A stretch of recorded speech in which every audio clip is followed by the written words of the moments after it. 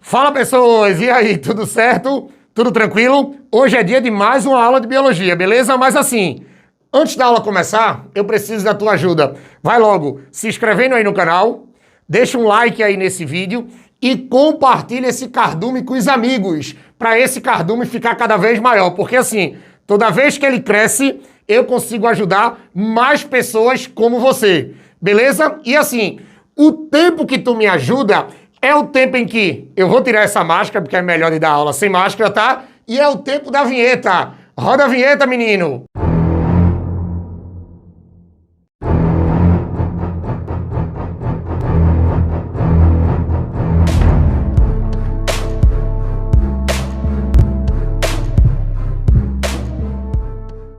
Pronto, pessoas. Falando das fases da meiose 1, agora a gente vai falar sobre a primeira fase, que com certeza é a que te dá mais dor de cabeça, porque a primeira fase da meiose 1, ela se torna a maior porque ela é subdividida.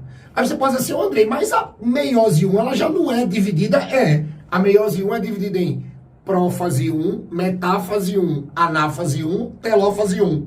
Mas o problema, olha pra cá, é que a danada da prófase 1, ela se subdivide. Ei, você tem subetapas dentro da prófase 1. Ou seja, a prófase 1 a gente vai dividir em 5 subetapas, em 5 etapas, em 5 fases. Aí assim, vocês não podem esquecer a sequência, tá? Olha pra cá. Leptóteno, zigóteno, paquíteno, diplóteno, diacenese. Ei, leptóteno, zigóteno, paquíteno, diplóteno, diacenese. Ô, monstrinho, repete comigo. Leptóteno, zigóteno, paquíteno, diplóteno, diacenese. Ô, monstrinha, repete comigo, agora é tua vez. Ó, leptóteno, zigóteno, paquíteno, diplóteno, diacenese. Ei, por mais que os nomes sejam feios, mas quanto mais a gente fala, mais a gente grava. Quanto mais a gente repete, mais a gente grava. Então, bora. Tem questão que pede só a sequência. Bora comigo. Leptóteno, zigóteno, paquíteno, diplóteno, diacenese. Aí você pode dizer assim, tá, eu só vou ter que saber isso, é leptóteno, zigóteno, paquíteno, diplóteno, diacenese? Não.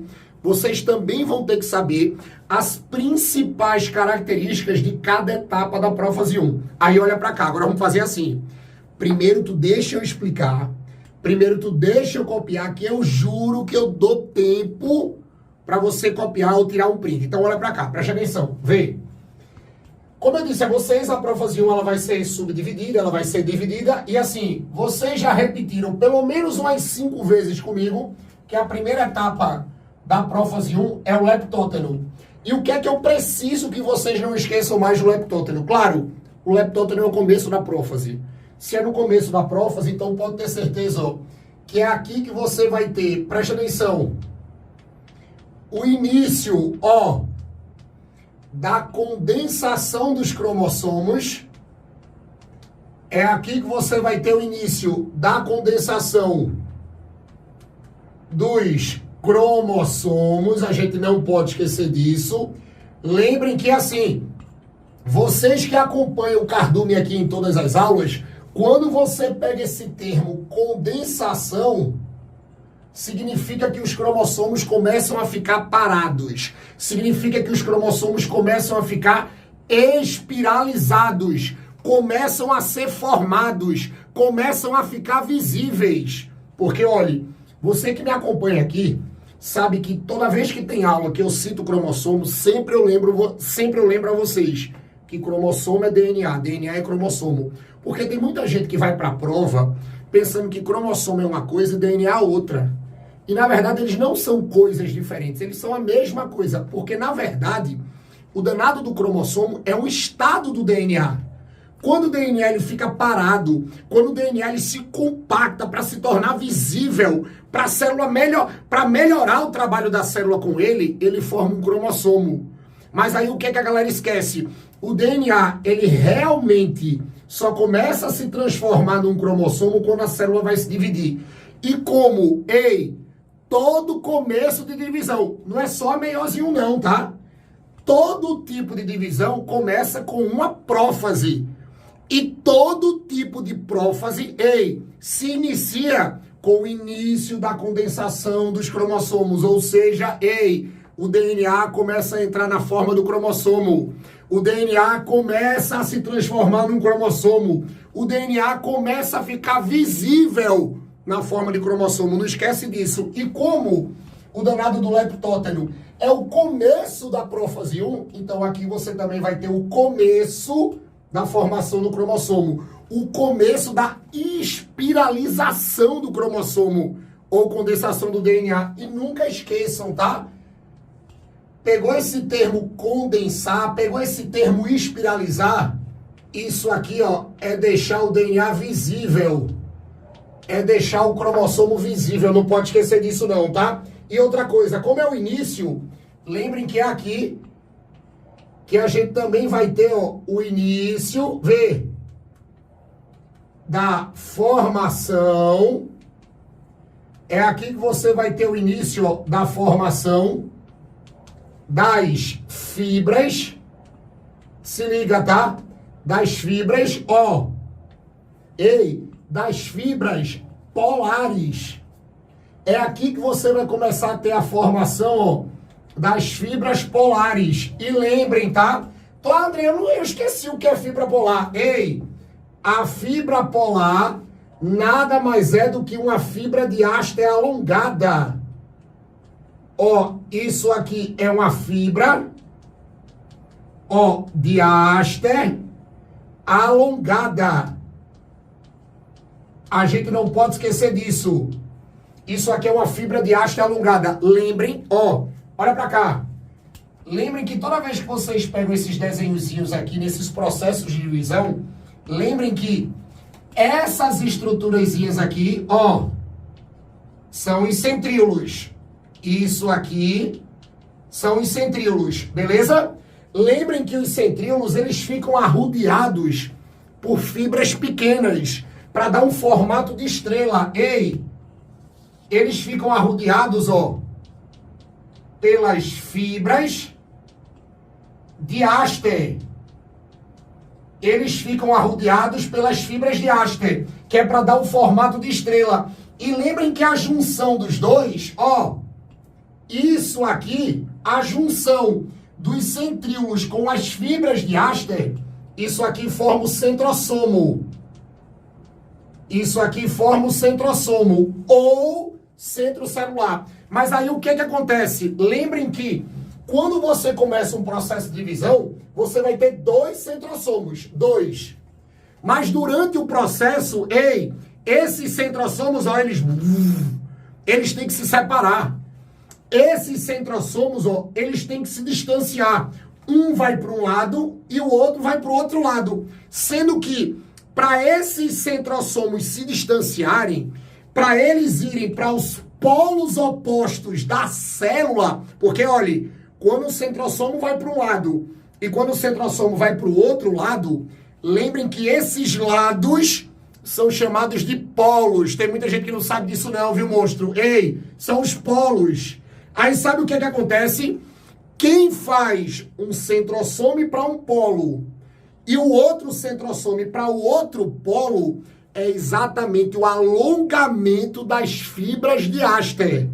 Quando algumas fibras diáster, ó, elas começam a crescer, elas empurram os centrossomos para os polos opostos. Aí quando essas fibras diáster elas crescem, olha para cá, viu? Que você não encontra isso em todo lugar não. Aí quando elas crescem, ó, ela vai formar essas fibras maiores, ó, que vão crescer. Aí aqui é o que nós chamamos de fibra. Ó, isso aqui são as fibras polares. Toma cuidado com isso. Aí na medida que essas fibras polares elas começam a crescer, ó, elas empurram. Um centrossomo vai para um lado, o outro centrossomo vai para o outro. Esses lados aqui, ó, são os polos, ó. Aqui é um polo, aqui é outro polo. Cuidado que tu não encontra isso em todo o vídeo não, viu? Fica com o tubarão aqui, beleza? Aí, ó, quando você tem o início da formação dos cromossomos, o início da condensação, e você começa a ter a formação das fibras polares, para que esses centrossomos, ó, eles comecem a se distanciar, você vai ter um leptóteno. Porque depois do leptóteno, aí você já vai ter o zigóteno. Aí você já vai ter o zigóteno. A segunda etapa da prófase 1 é o zigóteno. Aí sabe o que é que eu preciso que vocês não esqueçam? Olhe, lembrem que no zigóteno vai ter uma característica exclusiva. Olha para mim. É no zigóteno, olha para cá, tá? Que você vai ter a formação, é aqui que você vai ter a formação do tétrade. Cuidado com a palavra. É aqui que você vai ter a formação do tétrade. Olhem que o desenho começa a apresentar pequenas diferenças, tá? Os cromossomos aqui, ó, que ainda estão dentro do núcleo, estão distantes. Vejam que os cromossomos aqui, ó, já estão formando pares. Cada cromossomo já fica colado com seu par. Cada um, ó, colado com seu par. Essa coisa de você formar pares de cromossomos, a gente chama de tétrade. Tétrade. Ó, a gente vai chamar de tétrade. Beleza? Aí você faz assim, tá, Andrei? Mas o que é o tétrade mesmo? Vou colocar aqui. Você vai dizer que o tétrade, ó, nada mais é do que o emparelhamento. Ó, o tétrade é o emparelhamento dos cromossomos. O emparelhamento dos cromossomos, ó, homólogos. É o emparelhamento dos cromossomos homólogos, ou seja, cada cromossomo vai emparelhar com seu homólogo. Lembrando que sempre que você diz que um cromossomo é homólogo a outro, significa que esse cromossomo ele é igual. Sempre que você diz que um cromossomo é homólogo a outro, você vai dizer que eles são iguais. Então, a partir do momento que aqui dentro do núcleo, os cromossomos homólogos, ó, eles vão formando pares, vocês chamam isso aí nas provas por aí, que isso é o tétrade. E o tétrade sempre vai ser no zigóteno. Aí você pode dizer assim, Andrei, beleza, eu não entendi isso. Mas eu não entendi por que a palavra tétrade. Porque tétrade lembra 4, mas é um emparelhamento de 2 cromossomos. Quando eu falo emparelhamento dos cromossomos, lembre que eu vou ter assim, ó. Eu tenho um cromossomozinho, presta atenção, ao lado do outro. Eu tenho, ó, lembrem que esses caras aqui, quando eles formam esse emparelhamento, lembrem que esses caras, eles são homólogos, beleza? Mas o que é que eu preciso que vocês relembrem? Olhe, todo cromossomozinho, presta atenção, todo cromossomozinho que participa da meiose 1 são cromossomos duplos. Como eles são cromossomos duplos, eles estão na forma lá de X, porque cada cromossomo tem 2 cromátides. Como cada cromossomo é duplo, ou seja, cada cromossomo tem 2 cromátides, quando eles ficam lado a lado, vocês concordam comigo? Olha pra cá, que vai ficar assim, ó. 1, 2, 3, 4. Quando eles ficam lado a lado, como você tem 2 cromátides para cada um, quando eles se aproximam, é como se a gente visse 4 cromátides juntas. Como a gente vê 4 cromátides juntas, a gente chama isso de tétrade. 2 de um, 2 do outro. Porque lembrem, tá? Esse cara aqui vai ter 2 cromátides irmãs, ó. Aqui eu tenho 2 cromátides irmãs. Cuidado com isso, ó. E esse cara aqui também vai ter 2, ó, cromátides. 2 cromátides irmãs. Aí, como eu tenho 2 de um lado, ó, e 2 do outro, 2 mais 2, 4. Tétrade. É por isso que o nome é tétrade. Oxi, nunca me disseram isso, tubarão. Pronto, eu tô te dizendo. Ainda bem que tu chegou nesse vídeo, eu tô te dizendo, beleza? E assim, isso aqui não terminou não, tá? Isso são as 2 primeiras etapas da prófase 1. As 2 primeiras. Tira print aí pra copiar. Tira print que a gente tem que continuar. Tira print aí, bota bonitinho, porque só tá no começo da prófase 1. Beleza? Tranquilo? Agora, não sai daí não, porque eu vou mostrar as outras etapas, tá? Valeu! Pronto, pessoas. Vamos agora para a terceira etapa da prófase 1, tá? E um detalhe, eu já vou adiantando. Essa terceira etapa, é a etapa mais importante para as provas que vocês vão fazer. Porque, assim, geralmente, sempre vão perguntar do acontecimento dessa etapa. Porque é nessa etapa aqui, eu vou mostrar a vocês daqui a pouco, que você pode garantir a variabilidade genética das novas células que vão ser formadas. Aí você pode dizer assim, tá, Andrei, que processo é esse e que etapa é essa? Olha pra cá, tá? A terceira etapa da prófase 1 é o paquíteno. A terceira etapa da prófase 1 é o paquíteno. E, por favor, não esqueçam, é no paquíteno, veja, é aqui, ó, que acontece... Aqui vai acontecer, ó, acontece a permutação. A famosa permutação. Ou, como muita gente gosta de falar por aí, o famoso crossing over. Então, pode ter certeza, tá? É no paquíteno que corresponde à terceira etapa da prófase 1 da meiose 1, que acontece a famosa permutação ou crossing over. Não pode esquecer disso. E um detalhe, tá? Antes de eu dizer isso aqui pra vocês, olha pra mim. Larga tudo, olha pra mim. Lembrem que no paquíteno começa a permutação e termina a permutação. Cuidado com essas explicações leseiras que tem por aí, dizendo assim, não, no paquíteno, no paquíteno começa a permutação, mas na outra etapa termina. Monstro, outra etapa nada. O crossing começa no paquíteno e termina no paquíteno. Olha pra mim, começa no paquíteno e termina no paquíteno. Não vai marcar besteira por aí não, tá? Não vai cair nessas cascas de banana, nessas provas aí, não. Começa no paquíteno e termina no paquíteno, tá? Mas aí você pode estar se perguntando assim, tá, Andrei, beleza, mas me diz logo o que é esse crossing aí, essa coisa famosa. Olhe, sempre que você trabalhar com a permutação ou crossing, lembrem que isso aqui é um fenômeno em que você vai ter a troca, de genes, a troca de genes entre os cromossomos homólogos. Entre os cromossomos homólogos.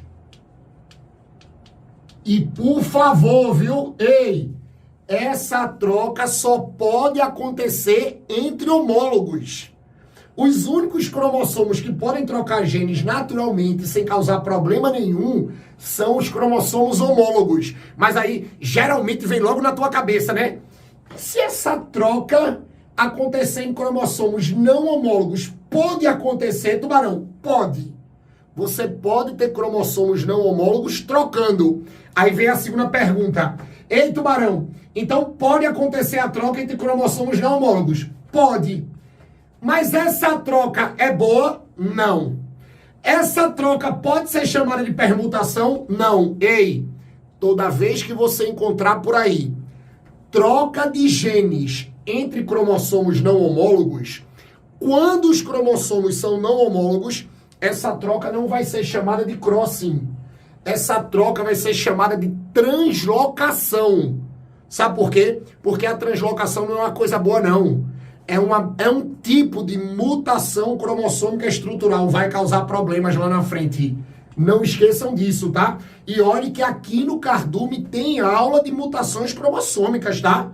É só vocês procurarem aqui na playlist de citologia que vai ter lá mutações cromossômicas. Aí quando a gente estuda as mutações cromossômicas, a gente estuda que um grupo são as mutações cromossômicas estruturais.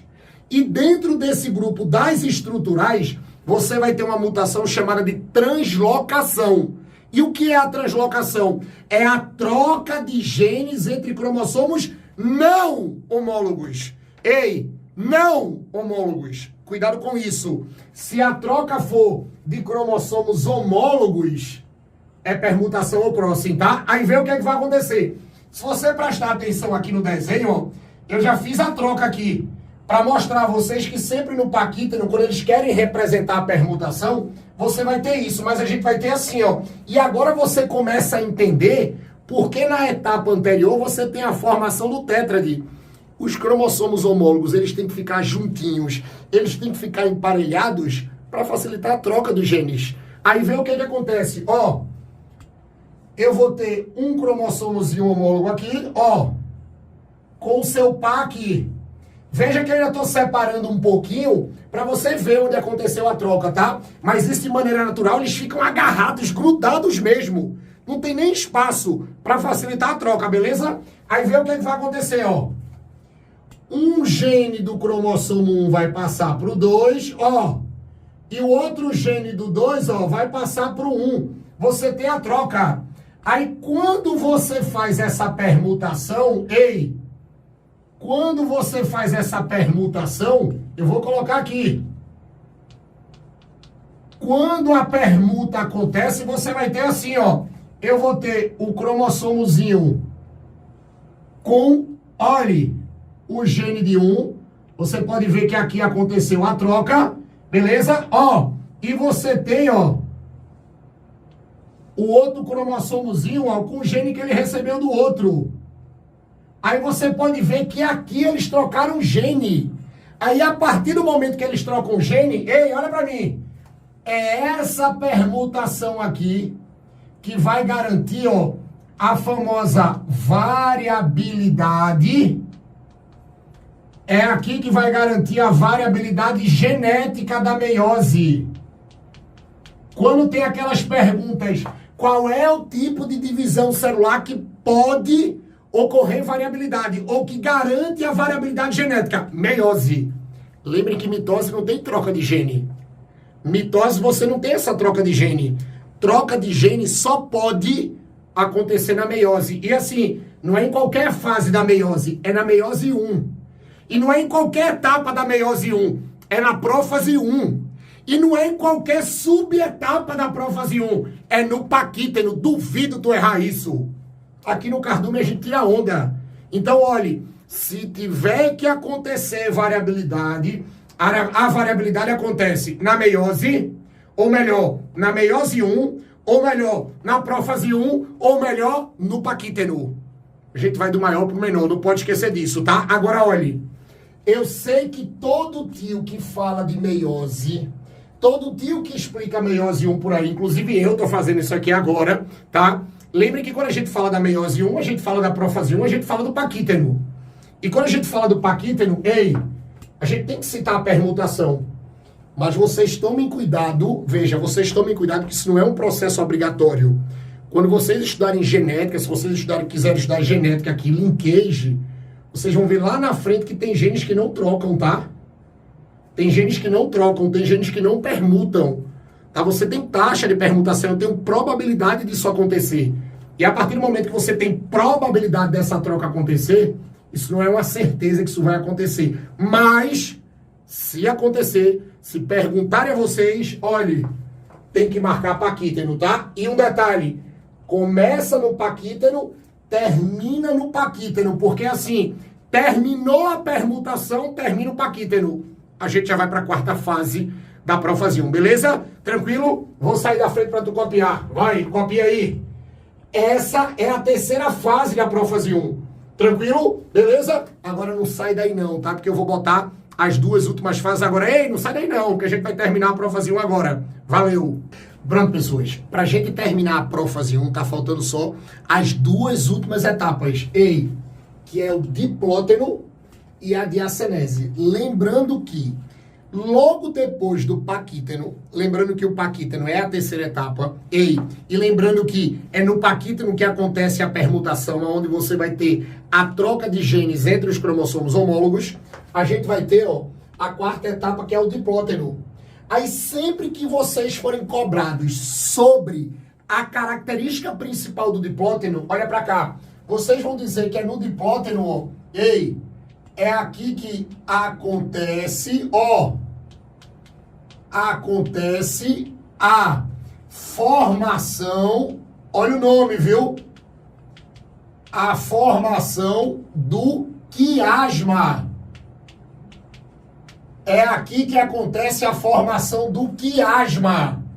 Aí você pode dizer assim, Andrei, mas o que é quiasma, hein? Já me perguntaram isso e eu não soube falar. Ei, sempre que a gente for cobrado do quiasma, ou sempre que a gente citar o quiasma, vai ser o seguinte, lembrem que o danado do quiasma nada mais é do que a união, olhe, a união dos cromossomos,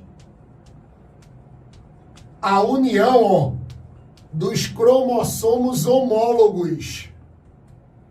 É a união dos cromossomos homólogos, porque assim, antes da prófase 1 terminar, todos os cromossomos homólogos que estavam na forma de pares, eles têm que se agarrar. Não basta ficar só na forma dos pares, não. Eles também vão ter que se agarrar. Aí o ponto de união, o ponto de ligação dos dois cromossomos homólogos, a gente chama de quiasma. Olha pra cá. Lembrando que eles estão assim, ó. Vê. Você vai ter um cromossomozinho homólogo. Se liga, tá? Agarrado no outro. Veja que agora eles estão agarrados. Só lembrando que aqui aconteceu a permutação.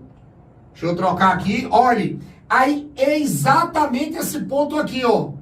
Esse ponto de união aqui e esse ponto de união aqui é o que nós chamamos de quiasmas.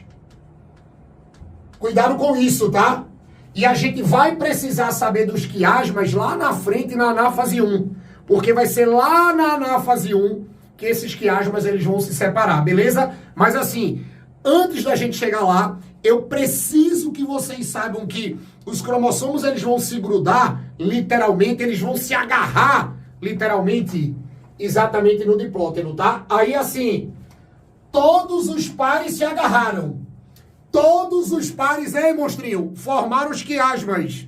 Terminou o diplóteno. A gente agora vai para a última etapa da prófase 1, que é a diacenese, para encerrar a prófase 1. E assim, como isso aqui é a última etapa, como isso é para fechar com chave de ouro a prófase 1, você sabe que sempre no final da prófase, ou sempre no final da prófase 1, ou de qualquer tipo de prófase, você vai ter que lembrar que é aqui, ó, que você vai ter o desaparecimento, ó.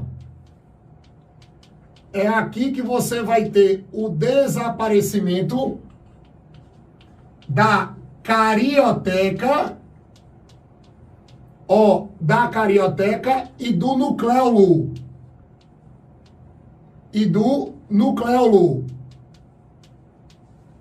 Lembrem que é sempre no final de qualquer tipo de prófase que você vai ter o desaparecimento da carioteca e o desaparecimento do nucleolo. Aí, como a diacenese é a última parte da prófase 1, não poderia ser diferente. Vai ser aqui que você vai ter o desaparecimento da carioteca e o desaparecimento do nucleolo. Você pode dizer assim, Andrei, mas eu não lembro o que é carioteca e nucleolo. Ei, menino, olhe, a carioteca é a membrana nuclear. A carioteca é a membrana nuclear. Então, como você desfaz a carioteca, aquele organoide que fica dentro do núcleo, aquela estrutura que fica dentro do núcleo, chamado de nucleolo, também desaparece. Aí você pode dizer assim, Andrei, por que vai desaparecer? Porque você, olhe, quando acontece o desaparecimento da carioteca e do nucleolo, todos os cromossomos que estavam no núcleo, todos os cromossomos que estavam no núcleo vão ter que ficar livres no citoplasma. Então vocês marcam nas provas por aí que o desaparecimento da carioteca e o desaparecimento do nucleolo, ou seja, essa desorganização nuclear, ela acontece no final da prófase, olhe, para todos os cromossomos ficarem livres no citoplasma. É por causa disso, ó. É por causa disso que você vai ter a liberação, a liberação dos cromossomos. É aqui que você vai ter a liberação, dos cromossomos no citoplasma. É aqui que eu vou ter a liberação de todos os cromossomos no citoplasma, tá? E um detalhe, eu preciso que eles fiquem livres no citoplasma para que a próxima etapa, chamada metáfase 1, aconteça. Beleza? Então é por isso que no final de todo tipo de prófase, e agora eu falando da prófase 1, eu tenho que desorganizar o núcleo. Eu tenho que fazer a carioteca desaparecer, eu tenho que fazer o nucleolo desaparecer, para todos os cromossomos ficarem soltos no citoplasma, para que a danada das outras etapas aconteçam. Beleza? Ei, monstrinha, foi massa? Tira print disso aí.